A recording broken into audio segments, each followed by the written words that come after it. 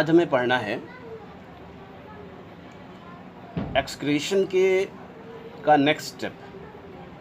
Physiology of excretion में हमने पिछले लेक्चर में पढ़ा था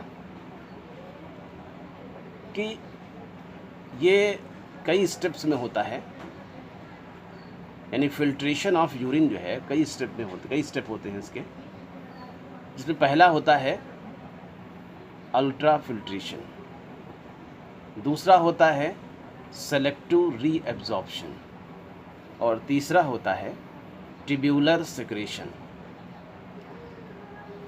तो पिछले लेक्चर में हमने अल्ट्रा फिल्ट्रेशन पढ़ा था, जिसमें हमने बताया था कि ब्लड प्लाज्मा का मोस्ट पार्ट, मतलब इसमें प्रोटीन को छोड़ करके सारा पार्ट प्लाज्मा का फिल्ट्रेशन प्रेशर के अकॉर्डिंग फ़िल्टर हो जाता है और इस फिल्टर को हम ग्लोमेरुलर फिल्ट्रेट कहते हैं। अब ये ग्लोमेरुलर फिल्ट्रेट इसमें होता है, मतलब बूमैन्स कैप्सूल में फ़िल्टर होकर के यहाँ पहुँचता है। अब आगे का जो प्रोसेस है वो है selective reabsorption and secretion. Selective reabsorption जो होता है, ये इसमें जो चीज़ें इसमें फ़िल्टर हो गई हैं, अब उसमें बहुत सारी चीज़ें हैं जो हमारे लिए यूज़फुल हैं, जैसे सोडियम क्लोराइड है, ग्लूकोज है, वाटर है, बाइकार्बोनेट्स हैं, बहुत सारी चीज़ें हैं जो हमारे लिए यूज़फुल हैं। तो उनको जो है ब्लड जो है के अंदर दोबारा रीअब्जॉर्प्शन किया जाता है। और कुछ ऐसी सब्सटेंस होते हैं जो फ़िल्टर होने से रह जाते हैं और वो हमारे लिए हार्मफुल होते हैं, तो उनका सिक्रेशन होना ज़रूरी है। तो उन चीज़ों का अब यहाँ पर सिक्रेशन होता है, उनको बाहर भेजा जाता है, यानी कि ब्लड से उनको बाहर भेजा जाता है। इस प्रोसेस को हम ट्यूब्यूलर सिक्रेशन कहते हैं। अब नेफ्रॉन के डिफरेंट पार्ट्स में डिफरेंट चीज़ों का एब्जॉर्प्शन और सिक्रेशन होता है। हम नेफ्रॉन वाले लेक्चर में नेफ्रॉन के डिफरेंट पार्ट्स के नाम हम बता चुके हैं। ये है बोमैन कैप्सूल, ये है प्रॉक्सिमल कन्वोल्यूटेड ट्यूब्यूल, ये है डिसेंडिंग लूप ऑफ हेनले, ये है असेंडिंग लूप ऑफ हेनले का थिन पार्ट और ये है असेंडिंग लूप ऑफ हेनले का थिक पार्ट, ये है डिस्टल कन्वोल्यूटेड ट्यूब्यूल, ये है कलेक्टिंग डक्ट और ये है कलेक्टिंग ट्यूब्यूल और कलेक्टिंग डक्ट। तो ये डिफरेंट पार्ट्स हैं। अब इन डिफरेंट पार्ट्स में डिफरेंट सब्सटेंसेस का एब्जॉर्प्शन और सिक्रेशन होता है। अब ये एब्जॉर्प्शन जो होता है, ये एक्टिव और पैसिव दोनों तरह का हो सकता है। एक्टिव रीअब्जॉर्प्शन का मतलब ये है कि इसमें एनर्जी खर्च होती है, एनर्जी का कंजम्पशन होता है, एटीपी खर्च होती है और एनर्जी खर्च करके उन चीज़ों को ग्लोमेरुलर फिल्ट्रेट से वापस ब्लड में लिया जाता है, एब्जॉर्ब किया जाता है। और पैसिव एब्जॉर्प्शन मतलब वो कंसंट्रेशन ग्रेडियंट के अकॉर्डिंग जो है वो खुद ब खुद एब्जॉर्ब हो जाते हैं, उनमें कोई एनर्जी खर्च नहीं होती, कोई एटीपी का कंजम्पशन नहीं होता है। अब हम देखें, हमने जो ये एरो बनाए हैं, रेड जो एरो बने हैं, ये एक्टिव एब्जॉर्प्शन को रिप्रेजेंट करते हैं और जो ग्रीन एरो हैं ये सिक्रेशन को रिप्रेजेंट करते हैं और जो ब्लू एरो हैं ये पैसिव एब्जॉर्प्शन को शो करते हैं। अब हम फिगर में देख रहे हैं कि डिफरेंट पार्ट्स में डिफरेंट चीज़ों का एब्जॉर्प्शन होता है। सबसे पहले हम देखते हैं पीसीटी यानी प्रॉक्सिमल कन्वोल्यूटेड ट्यूब्यूल में।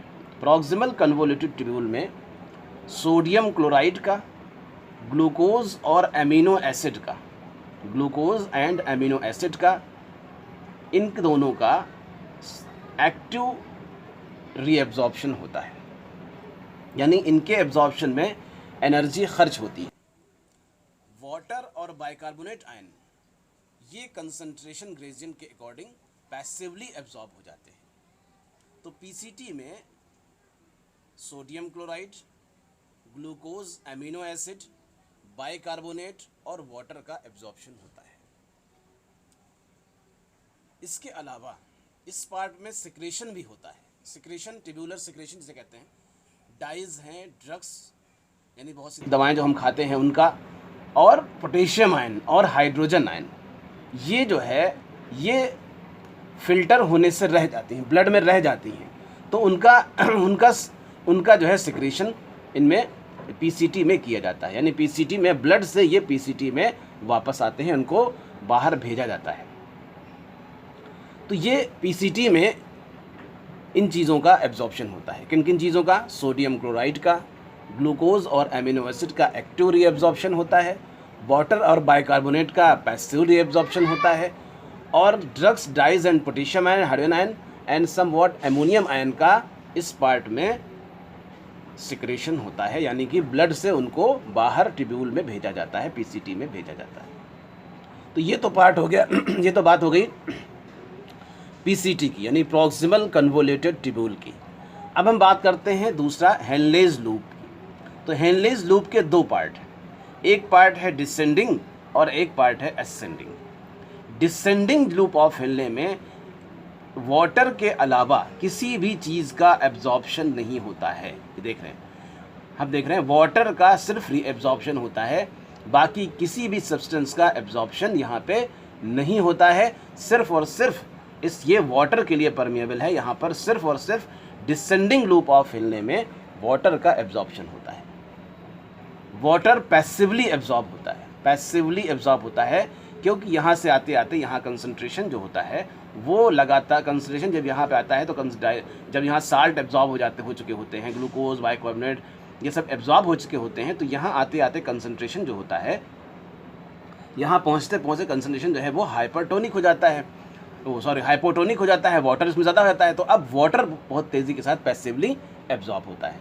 और उसके बाद ये यहाँ, उसके बाद फिर हम आते हैं असेंडिंग लूप ऑफ हेनले का थिन पार्ट। इस पार्ट में जब वाटर एब्जॉर्ब होता है तो फिर ये कंसंट्रेशन इसका बढ़ जाता है, यहाँ पर ये हाइपरटोनिक हो जाता है, धीरे धीरे होते हैं। उसके बाद क्या होता है, फिर सोडियम क्लोराइड जो है ये पैसिवली एब्जॉर्ब होता है, यहाँ पर सोडियम क्लोराइड का एब्जॉर्प्शन होता है। यानी असेंडिंग लूप ऑफ हेनले के थिन पार्ट में सोडियम क्लोराइड का पैसिव एब्जॉर्प्शन होता है। उसके बाद फिर जब ये थिक पार्ट में पहुंचता है तो अब सोडियम क्लोराइड पैसिवली एब्जॉर्ब नहीं हो पाती, क्योंकि कंसंट्रेशन ग्रेडियंट नहीं रह जाता है, कंसंट्रेशन बराबर हो चुका होता है। लेकिन अब सोडियम क्लोराइड अभी भी जो है फिल्ट्रेट में रहता है, जो अगर सोडियम क्लोराइड चला जाएगा तो हमारे बॉडी में सोडियम की कमी हो जाएगी।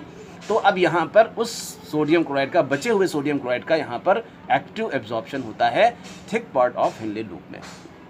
यानी कि हेनलेज लूप में, असेंडिंग लूप ऑफ हेनले में, लूप ऑफ हेनले में सोडियम क्लोराइड का एक्टिव एंड पैसिव दोनों तरह का एब्जॉर्प्शन होता है। थिन पार्ट में पैसिव एब्जॉर्प्शन और थिक पार्ट में इसके एक्टिव एब्जॉर्प्शन होता है सोडियम क्लोराइड। उसके बाद हम बात करते हैं डीसीटी की, यानी डिस्टल कन्वोल्यूटेड ट्यूब्यूल की। ये है पार्ट है डीसीटी, यानी distal convoluted tubule.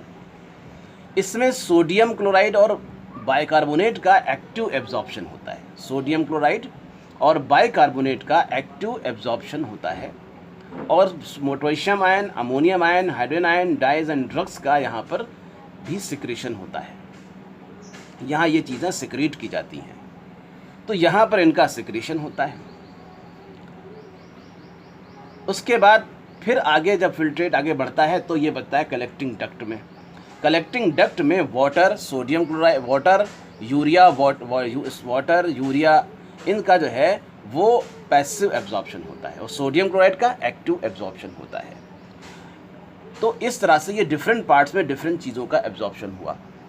Collecting duct जो होती है, यहाँ पर वाटर के एब्जॉर्प्शन को कंट्रोल करने के लिए एक हार्मोन सिक्रीट होता है पोस्टीरियर पिट्यूटरी से, जिसका नाम होता है ADH, एंटी डायूरेटिक हार्मोन, जो different parts of the different पानी की, जैसे हेनलेज लूप में और कहीं भी पीसीटी वगैरह में, पीसीटी में और कलेक्टिंग ट्यूब्यूल में, कलेक्टिंग डक्ट में जो है ये वाटर के एब्जॉर्प्शन को बढ़ाता है, ताकि वाटर कम से कम जो है यूरिन से लॉस हो, यूरिन से वाटर का लॉस कम से कम हो और वाटर ज़्यादा बाहर न जा सके।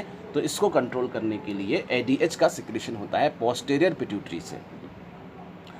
इस हार्मोन को जो है क्या कहते हैं, कहते हैं एंटी डायूरेटिक हार्मोन। अगर इस हार्मोन की कमी हो जाती है तो फिर वाटर का एब्जॉर्प्शन नहीं हो पाता है सही तरह से, और वाटर जो है बहुत ज़्यादा यूरिन में निकलता है और बहुत ज़्यादा यूरिनेशन होता है, बहुत ज़्यादा यूरिन बार बार होता है, बहुत ज़्यादा यूरिन होता है।